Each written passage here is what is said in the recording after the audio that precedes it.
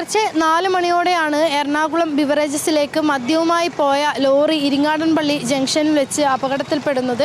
ഒരു കാറുമായി നിയന്ത്രണം വിട്ട ഒരു കാറുമായി ഇടിക്കുകയും പിന്നീട് ഈ കൈവരിയിലേക്ക് ഇടിച്ചു കയറുകയും മറിയുകയുമായിരുന്നു. ഇതിൽ ഡ്രൈവറായ വയനാട് സ്വദേശി അഖിൽ കൃഷ്ണൻ മാത്രമാണ് ഉണ്ടായിരുന്നത്. ഇയാളെ ഫയർഫോഴ്സ് സംഘം എത്തി പുറത്തെടുത്തെങ്കിലും കോഴിക്കോട് മെഡിക്കൽ കോളേജിലേക്ക് കൊണ്ടുപോകുന്ന വഴി മരണം സംഭവിക്കുകയായിരുന്നു.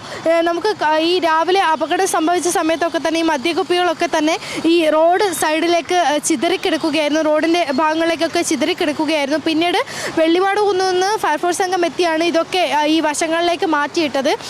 ഡ്രൈവറായിരുന്ന അഖിൽ കൃഷ്ണ ഈ വാഹനത്തിനകത്ത് കുടുങ്ങിക്കിടക്കുന്ന നിലയിലായിരുന്നു. നമ്മുടെ പുറകിൽ കാണുന്നതാണ് ഈ അപകടത്തിൽപ്പെട്ട ലോറി. ഇത് മൈസൂരുവിൽ നിന്ന് മദ്യവുമായി എറണാകുളം ബിവറേജസിലേക്ക് പോവുകയായിരുന്നു.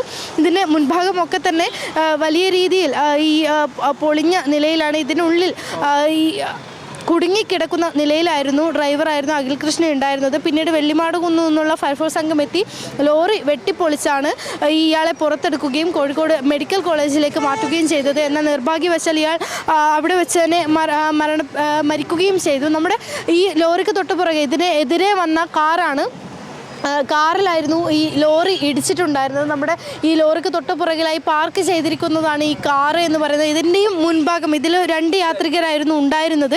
അവർക്ക് സാരമായ പരിക്കുകളൊന്നും ഇല്ല എന്നാണ് നമ്മൾ മനസ്സിലാക്കുന്നത്. അവരെയും സമീപത്തെ ആശുപത്രിയിലേക്ക് മാറ്റിയിട്ടുണ്ട്. ഈ കാറിൻ്റെ മുൻഭാഗമൊക്കെ തന്നെ വലിയ രീതിയിൽ ഈ അപകടത്തിൽ പൊളിഞ്ഞിട്ടുണ്ട്, മുൻഭാഗമൊക്കെ തന്നെ പോയിട്ടുണ്ട്. ഇതുകൂടാതെ തന്നെ കാറിന് ചില്ലൊക്കെ തകർന്ന് അകത്തേക്കൊക്കെ തകർന്ന നിലയിലാണുള്ളത്.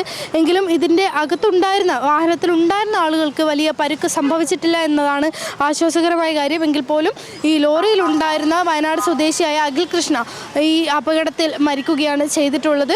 ഇനി അല്പസമയത്തിനകം തന്നെ ബിവറേജസിൻ്റെ ആളുകൾ എത്തുകയും മദ്യക്കുപ്പികൾ ഇവിടെ നിന്ന് മാറ്റുകയും ചെയ്യും. ഏകദേശം 700 കേസോളം മദ്യക്കുപ്പികളാണ് ഉണ്ടായിരുന്നത്.